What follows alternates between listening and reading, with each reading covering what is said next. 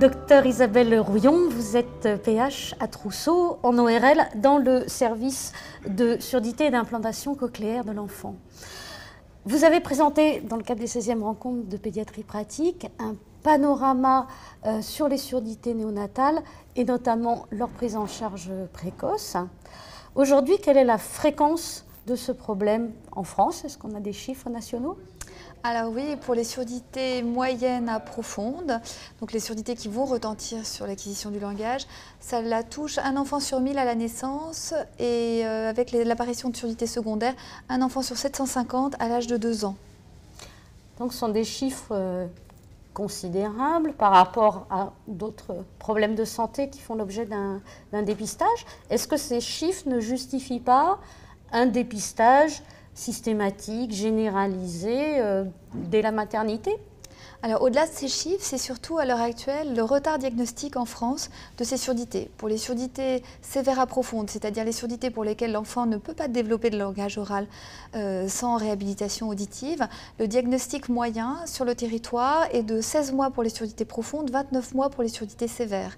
C'est surtout ce délai de prise en charge qui est responsable de troubles du comportement, de grandes difficultés pour l'enfant qui n'a pas d'outils de communication à sa portée, qui justifie pour nous la réalisation d'un dépistage universel systématique en maternité. Alors, s'il était mis en place, ce dépistage, sur quels outils est-ce qu'il se baserait en pratique? Alors, on a 2 outils de test objectifs à notre disposition. Nous avons les auto-émissions qui recueillent l'activité d'une partie de la cochlée et un test un petit peu plus complet qui sont les potentiels évoqués auditifs automatisés qui là testent toute la filière auditive jusqu'aux premiers relais centraux et qui est le test de choix chez les enfants qui sont suspects d'avoir souffert à la naissance ou d'avoir une surdité plus centrale. Et en pratique, par qui sont réalisés ces examens? Par quel type de professionnels? Alors, à l'heure actuelle, si ce test est proposé en maternité, il est réalisé par les puéricultrices, les infirmières, les sages-femmes, le pédiatre. S'il est réalisé en service d'ORL, soit par l'ORL, soit par une infirmière. Et à quel âge? Est-ce qu'il y a vraiment un délai optimal par rapport à la naissance? Alors, pour un test en maternité, il est préférable d'attendre un tout petit peu par rapport à la naissance pour diminuer le nombre de faux positifs liés à la présence de liquide amniotique dans l'oreille. Donc, de faire ce test plutôt à J2, J3 après la naissance. En revanche, en service d'ORL, il n'y a pas d'indication particulière. Et finalement, est-ce qu'il y a un obstacle à la généralisation de ce dépistage, en fait, qui n'est pas répandu sur tout le territoire? Oui, à l'heure actuelle, c'est un grand débat autour du dépistage universel. Donc nous militons pour la mise en place d'un dépistage systématique compte tenu du retard diagnostique. Et nos détracteurs sont contre en fait le dépistage si précoce. Ils préféraient un dépistage un petit peu différé vers l'âge de 3 mois. Ce qui est vrai que dans l'idéal, ce serait le mieux. Mais le problème, c'est que ça n'est pas réalisable.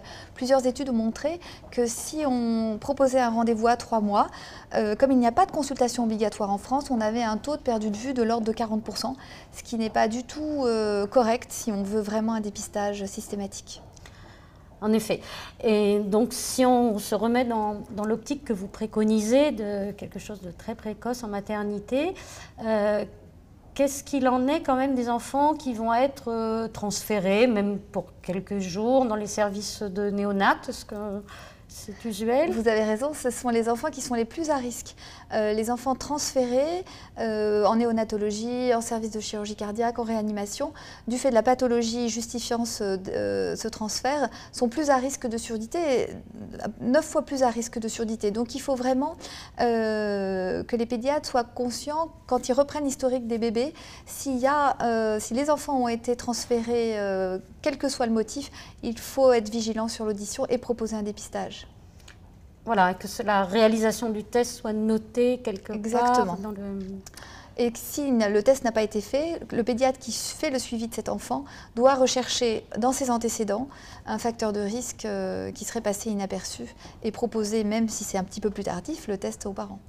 Quels seraient ces facteurs de risque spécifiquement? Alors les principaux facteurs de risque de la surdité, c'est toutes les infections congénitales, au premier rang desquelles le CMV, les pathologies néonatales témoignant d'une grande prématurité, le petit pois, l'anoxie, la ventilation assistée prolongée, les traitements autotoxiques et l'hyperbilirubinémie, l'ictère sévère, et puis tout ce qui est méningite, encéphalopathie. Très bien, mais écoutez, voilà un panorama très clair de ce que nous devrions faire dans nos pratiques tous les jours. Je vous remercie beaucoup, docteur Merci Rouillon. à vous.